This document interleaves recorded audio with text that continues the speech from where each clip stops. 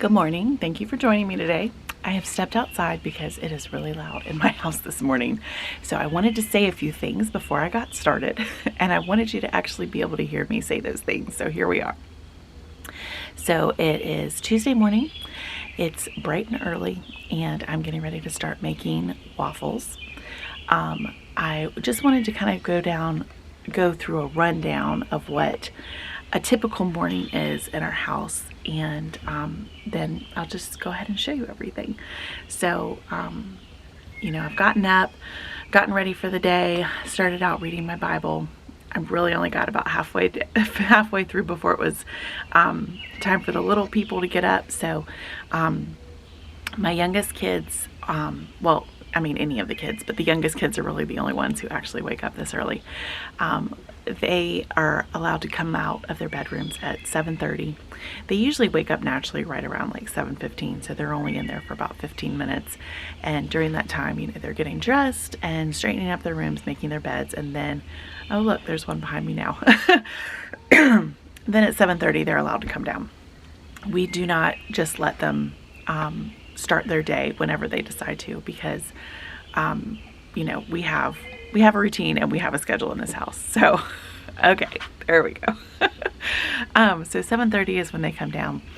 I just brewed my second cup of coffee and I'm ready for the day. So I'm going to make the breakfast, and then we are going to do Bible reading time around the table. We go over catechism questions. We review ones we've already memorized and start working on the new ones. We're working off of the Children's Shorter Catechism right now. And then we also work on scripture memory. My kids think that it's neat to memorize whole chapters of scripture. And my son, my 17-year-old son actually thought that it would be fun to memorize a whole book of the Bible. So right now we're memorizing 2 John, and we're about 6, maybe 5 verses away from being finished with that. So we'll work on that, and then we go into school time. It is the summer, but we homeschool, and so I try to keep school going. George is trying to escape. I try to keep school going throughout the summer on a lighter schedule, like math, reading for sure, and then also I've been teaching the 11-year-old down to the 6-year-old cursive. We actually just started that yesterday.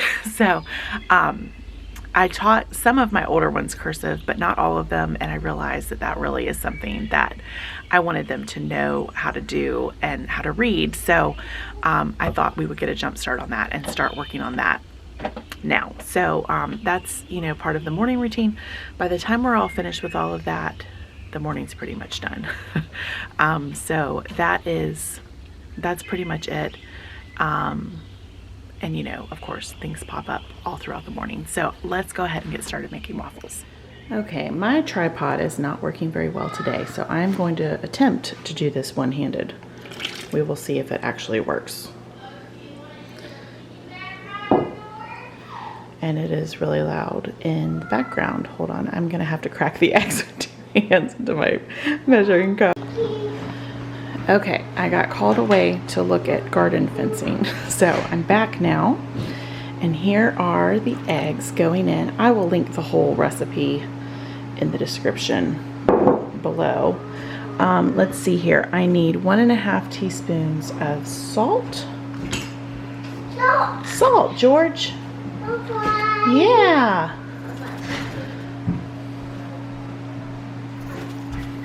A little bit more. And then let's see, 2 teaspoons of baking soda. And Ryan's walking around, so I think I'm going to ask him to help me with the tripod so I don't have to keep doing this one-handed.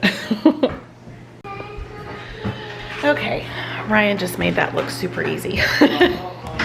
He always does. He's the handiest man I've ever met in my whole life, which is great because I'm not.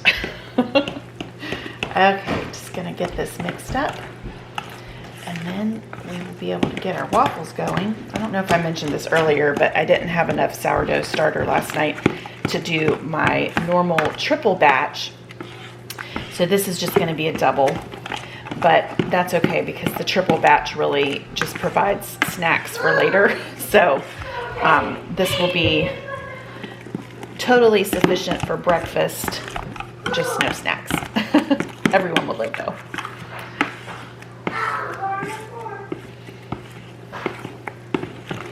Just trying to get this mixed up really well. Sometimes if I don't mix it well enough, there's a lot of butter and egg at the end of which makes for a different consistency waffle. Okay, that looks good. So my Dutch, oh, George just threw a pencil. My Dutch dough hook broke. This is the second one I've gone through. So I'm using this giant silver, it's not silver, stainless steel serving fork in the interim until I find something else. A friend told me about a Scottish tool, and I can't remember what it's called right now, but I think I'm gonna try that one next. So I'm gonna go ahead and turn on the waffle makers and we're gonna get going. Okay, the Bella is heated and ready to go. This one is still taking its sweet time, so we're gonna go ahead and get some waffle batter on this one. The Bella goes a lot faster than the other one, but this is also the brand. If you've watched any of my other morning routine videos, this is the one that stopped working after about 3 months, or maybe less, I don't remember now. So this is just a third a cup of batter, more or less, on each one. And you hear Ambrose in the background, he's putting the dishes away. And that's one of his daily chores, is to unload the dishwasher in the morning.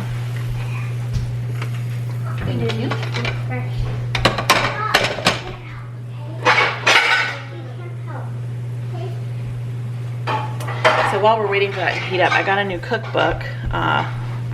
There we go. It's called Mad Hungry Feeding Men and Boys. A lot of the family members thought that it was funny that I was buying a cookbook for this. They're like, Mom, you've been doing this for 20 years. So, but anyway, it looks really good. It's breakfast, lunch, and dinner recipes for feeding men and boys. So I'll report back if I find any really good recipes in here. I got another one called The Supper of the Lamb. That one is actually more of like a cooking memoir, I guess. But it's up in my bedroom because I was reading it last night, so I'll share that later. Okay, the first round is ready. George is trying to help Ambrose put dishes away, and it's not going well. Thank you, Ambrose.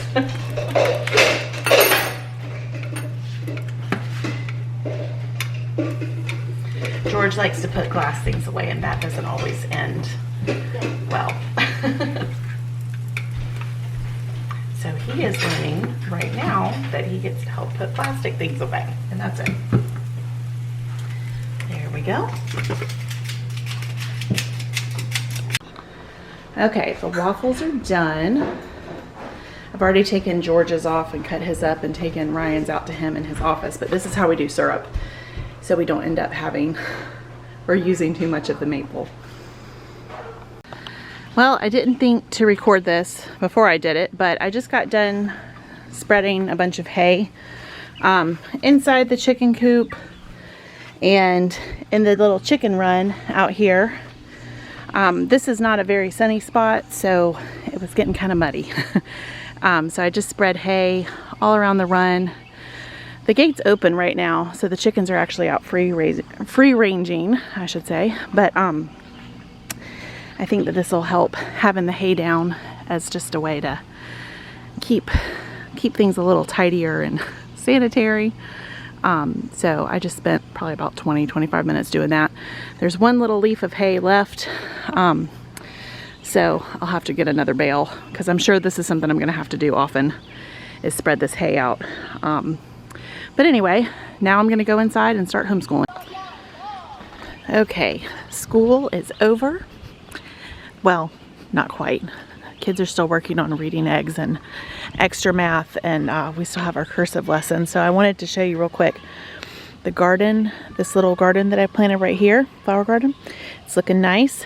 The deer ate my daylilies though. I'm so upset. So, speaking of deer eating daylilies, they also ate, they took some little nibbles off of my garden. So Ryan, who is, as I said earlier, the handiest man that I know, he put up this makeshift fence for me really fast. He did it like last night. It just has T-posts, and then there's two different size fencing because this is what we had on hand. There's this taller one here, but we didn't have quite enough, so then he used the shorter fence, and he made me this little makeshift door here. Now the reason he didn't make it like sturdy like a real fence is supposed to be, he actually does very good fencing because we used to have goats, but he did this like this because I'm getting stuck on this fence because I'm doing this one-handed. We're gonna be taking down several of these trees in the fall. Ryan feels like we need more sunlight here, and when Ryan says he wants to do something to help me become a better gardener, I just say yes, dear. So, but basically the trees are gonna have to fall this way on the garden. And so he didn't wanna take time to put up a beautiful, sturdy fence that will last for generations, because more likely than not, the trees are gonna fall on the fence and ruin it. So he just put this in, it's temporary, he's gonna pull it up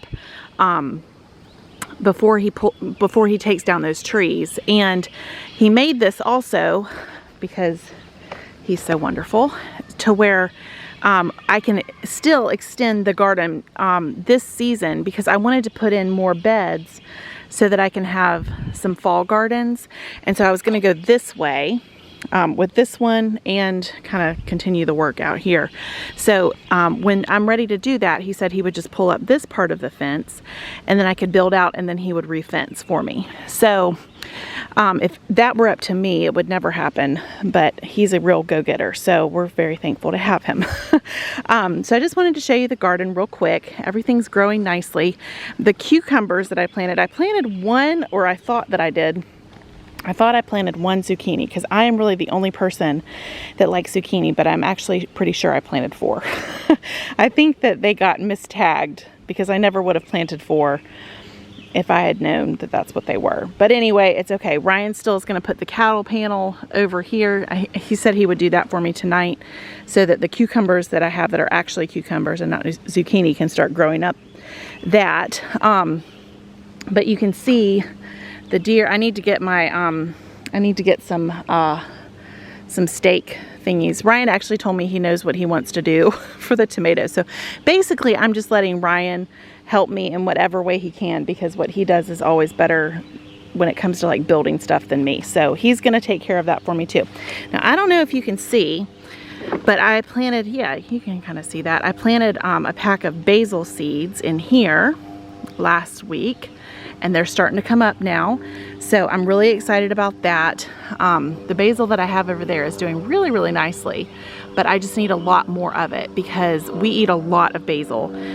Ryan is Italian, and he loves Italian cooking, and so I cook a lot of it, and the rest of the kids love it too. So I planted a ton of this. Ryan's Italian aunt, Mima, actually does her basil this way, and she showed me how she does it. So that is what we're doing here. I'm excited about how things are coming up. A friend of mine told me I need to get some lime, or no, not lime, bone meal, because this tomato over here looks like it's calcium deficient. So I would have never guessed, but these friends are much better gardeners than I am, so I'm going to listen. So I hope that you enjoyed this Mom of 10, Family of 12 morning routine. You know, basically my mornings are pretty flexible, but with some structure. So we always get the school done in the morning. We try to always have the breakfast and the Bible and the memorization. You know, more or less though, this is how it goes. And then whatever schoolwork doesn't get done before lunchtime, we just do it afterwards. So I'm getting ready to go back into the house and do cursive lessons, and then it's on to my afternoon routine. So it is, let's see, Well, it's 1:40, so it is definitely the afternoon, but I still need to finish up the last of that morning routine, so that's what I'm getting ready to go do. I hope that you enjoyed this glimpse into our home, and I will see you in the next video. Bye.